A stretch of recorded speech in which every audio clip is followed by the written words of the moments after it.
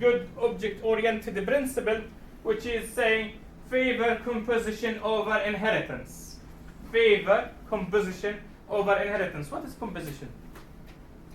Year one word. Composition. What do you mean by composition? And why we are linking it with inheritance, my friends? Composition. Composition normally suggests what something's made up of, but I'm not sure of it. In Java, okay, made up with. Okay, composition.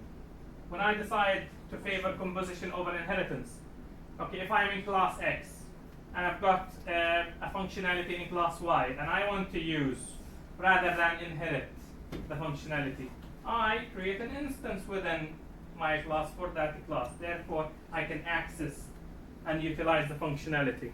So we want to favor composition, getting the functionality out of class Y by including it within class X. That is composition. The other way around is inheriting it. I don't want inheritance. Inheritance is costly, is creating hierarchy within the software development, is preventing reusability when it's not needed, because obviously if you just go and get that class, you get the other class with it. Okay? So you could still use that class and there is no variables within that instance. You don't yet taking that instance inside. You take it when needed, so you don't get access to all of that. Okay. In terms of structural design pattern, all of us, we know the story of the JDBC ODBC bridge. The bridge is a good design pattern. JDBC ODBC bridge, because we have JDBC statements, SQL statements, we write them in JDBC, and they're going to be executed on the ODBC, which is on the database. So these are slightly different. So they need a translator in the middle. Okay. And that is one good example to take at the start in an abstract way. There is a number of design patterns in terms of the structural design patterns, something called the adapter. There is the bridge, the composite, decorator, facade, lightweight, and proxy. I'll present two now. Obviously, in terms of ideality, is a subsystem usually is consist or another big system sitting next to you. You want to plug into, or you want to talk to, or you want to just pick few inputs out of it, etc. They usually have an interface or more, a set of application domain objects, entity, modeling, real entities, databases, existing systems, a set of classes. Okay, 500 classes there. They are already running to make sure that the system is running. Or you might have also one or more control classes. These control classes, they tend to be interface X, interface Y, interface Z. And they utilize the rest of the classes. So that most likely most of the cases. So you might have, or you want with the facade to provide an interface to a subsystem. Or using an adapter, you want to plug into existing system. Okay. And existing system, not necessarily object-oriented. Okay. Let's talk about the simplest first, the facade design pattern. This is the subsystem here in this box. And this is the subsystem, the same subsystem.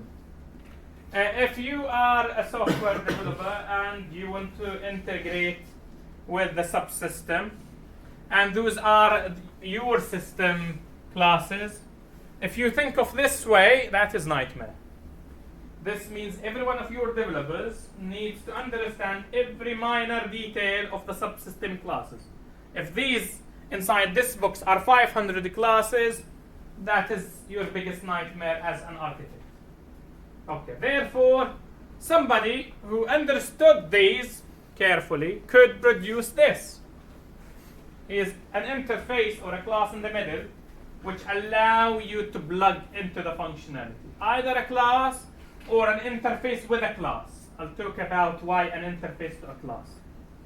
Okay, therefore this is your key. Okay, this is in web application. It was the key idea because they realized MVC is a great idea because the controller is sitting just like here. Okay, in security, they've realized it's such a great idea because they don't want to give access to all the subsystem classes because they might through lots of security risk. Okay. The problem, the name is the facade. How can subsystem provide a simplified interface for a complex? How can a system provide a simplified complex an interface to a complex interaction? Simply either by creating a class which provide the development application to the functionality, or an interface with a class. I'll talk about interface to class Y in a minute because it's very clear in the adapter. The consequence, it is good in terms of the facade determines how exactly the subsystem is going to be accessed and will minimize misuse. Also, it promotes RAD, rapid application development, okay? Which you can develop application faster because you don't need all of my 50 developers to spend their time reading these 500 classes. Only this class is needed. But obviously, it is computational. It's a bit slower. Fairly noticeable, but still you are adding a layer in the middle. And this is a small example, a very funny small example where I've got a machine that is going to make you a cup of tea. And instead of calling all of these methods, get the water, get the sugar, get, and how to use them, how to implement them, you call, make me a cup of tea. And that will do you the work. Nice and easy. Okay. I like this more because this is a much more, there's more concepts to it rather than just one class or an interface which rings the bell. The adapter is a nice idea because it allows you to plug in the lowest cost. Okay.